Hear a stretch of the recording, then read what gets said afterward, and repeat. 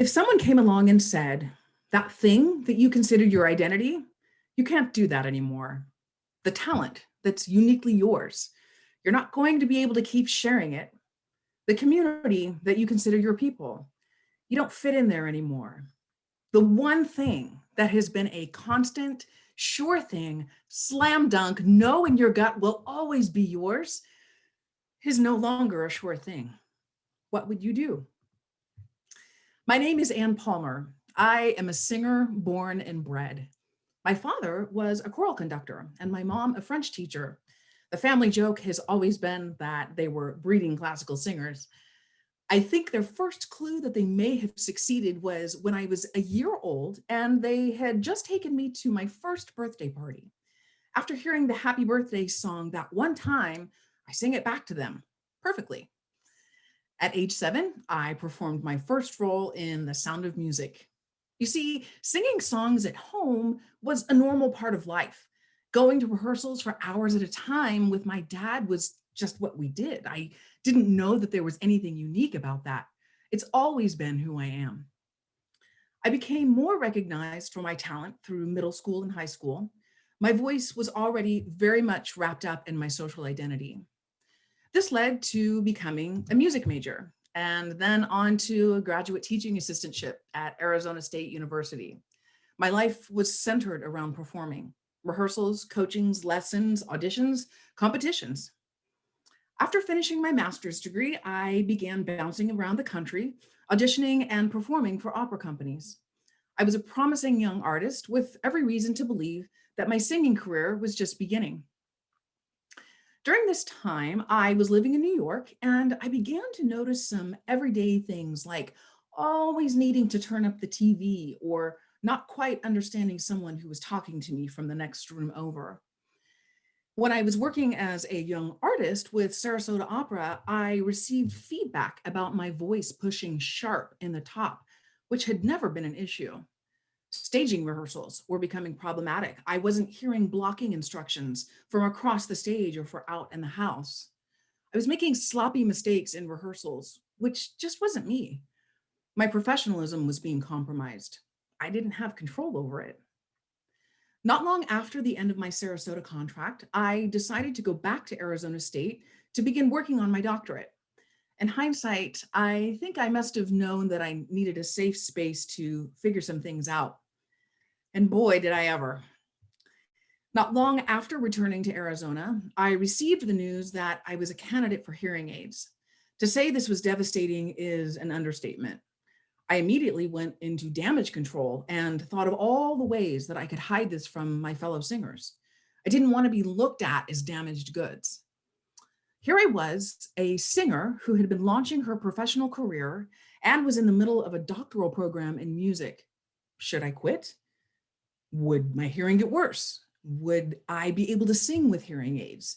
Would people hire me if they found out that I had them? Should I even tell them? As my hearing continued to decline, the hearing aids became less and less effective. I could no longer confidently control the quality of my singing product. And after some pretty harsh feedback from one particular artistic director from an opera company I was working with, I was losing all confidence in my musical ability. As time went on, I stopped auditioning and getting roles, but this also meant that I was no longer surrounded by my artist community, which is such a lifeline for creatives. My identity, which had always been as a talented singer my entire life, was now a big fat question mark. Outside of singing, I was embarrassed to be a 30-something who couldn't hear in a bar or a restaurant. Socializing wasn't fun. It was stressful. I spent so much energy trying to fake my way through situations. I was exhausted. I essentially quit trying. My income had always depended on my hearing. I didn't know that until I couldn't do it. I wasn't able to pick up the types of day jobs that I once did, administrative work that required being on a phone or working in a noisy retail environment. I could no longer hear in these situations. Over the next 5 years, I saw 9 different specialists. While health professionals had a technical understanding of my struggle, they were largely dismissive and somewhat condescending. Most looked at me in awe and said, "I honestly don't know how you're functioning right now." And I wasn't, but no one offered suggestions. One physician even said, "Well, if you lose all your hearing, you can always get a cochlear implant." How he could be so casual about losing my livelihood is beyond me. I wasn't functioning as a musician or a 30 something. I had completely gone into hiding. As scary as it was to hear different online simulations of what music sounded like to cochlear implant users, I also knew the reality of what I was hearing at that time, which wasn't good. Other musicians offered empathy. My teachers tried to offer feedback as to what they were hearing from the outside, but that wasn't lining up with what I was experiencing from the inside. I remember being in the middle of a coaching session when I was smacked in the face with the realization, oh, bleep, nobody can figure this out except for me. You see, what I most feared losing ultimately saved me. I feared losing music. I feared never being able to sing again. But ultimately, my fear was what enabled me to be more successful. My fear taught me to shine out loud, brighter than I thought possible. I realized I am my own greatest teacher. Singers have voice teachers, coaches, and directors giving us feedback, and it's our job to take what they've given us and mold it into our own professional product. We physically cannot hear ourselves as others hear us. Anyone who has recorded themselves and then been shocked after listening to the playback can identify with that. So when I realized that I am the only one who can truly understand and translate what I'm hearing, that started out as a very unfamiliar and scary place to be. When I grew into it, though, I gained the confidence that came with the clarity of knowing what I'm good at, really good at, and what I love about music beyond the notes and the rhythms. During the rehabilitation process after my first surgery, I quickly outgrew the ear training programs that were created for new cochlear implant recipients, and I realized that I would need to create my own process. I began to understand that this was really a brain thing. And through these exercises, I was reopening pathways that I hadn't used in a very long time. Repetition and consistency were key. The best way I can describe how I first heard music was in layers of sound, even noise. I chose pieces of music that I had sung for years and knew inside and out. At first, the best thing I could do was focus on the pitch that I recognized. It sounded way off in the distance. I would simply try to follow it through the rest of the layers of noise. For example, I listened to a piano accompaniment of a Mozart piece and just focused in on the bass line, that one line. I would listen to the piece 7 or 8 times in a row, and the more consistent and prominent that one line became, I'd try adding another, listen another 7 or 8 times, and add another, and so on. Eventually, I was able to hear how my voice fit into these colors. The sounds eventually unfolded to fit into context, which was incredible. The pathways in my brain continued to reopen, and I was hearing music like I hadn't for years.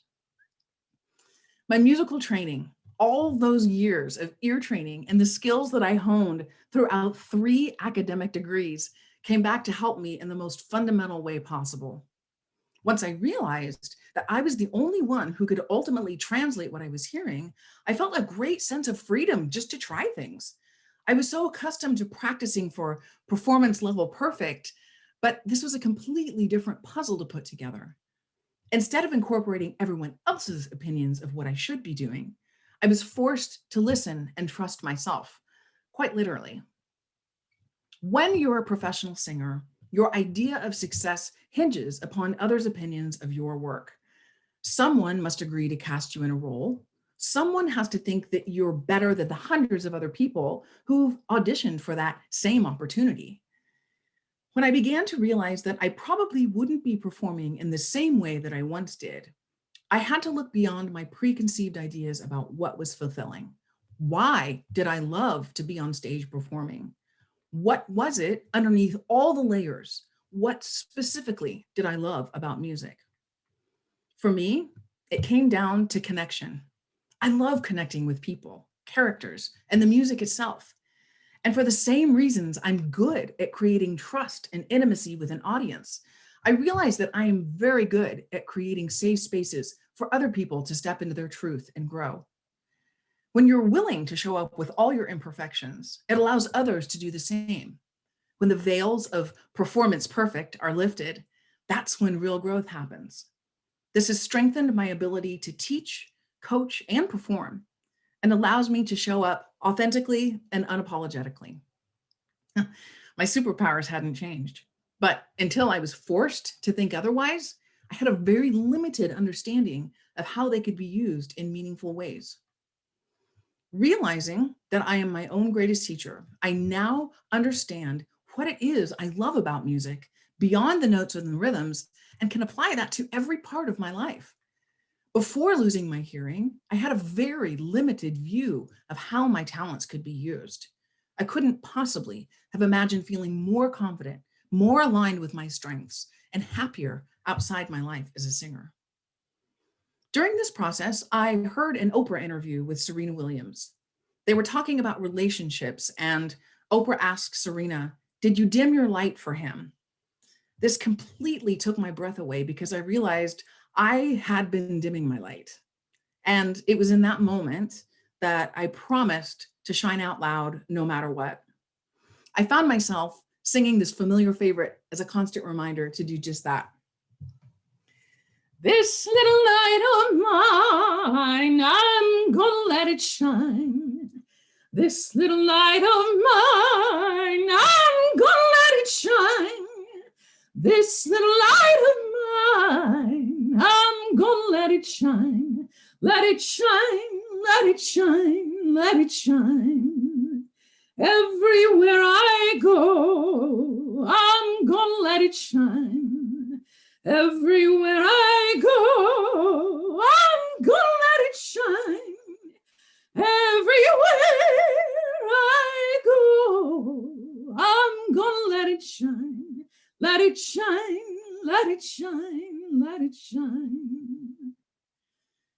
I'd like to finish by saying that ears are like fingerprints. No two are the same. And hearing loss is extremely unique to each individual. However, there are some incredibly scary and I believe inaccurate representations of what music sounds like to people with cochlear implants. I realize that I am only one example, but to me, music with cochlear implants sounds nothing like the simulations you'll find online. I have the ability to stream directly into my processors, and it sounds like I'm listening through a high-end pair of headphones, crystal clear and balanced. I can remember the first time I was able to stream a symphony directly into my processors, and I could hear the crisp articulations of the violins and the melody being passed to different instruments. And I just broke down into tears because I hadn't heard music that clearly in over a decade. I know that my life is infinitely better because of cochlear implants, and I feel it's important to provide an example of what is possible. My hope is that you won't allow your talents to limit you. Look inward to expand your understanding of what you always thought was possible and what defined you, because you are your own greatest teacher. Never dim your light. Thank you.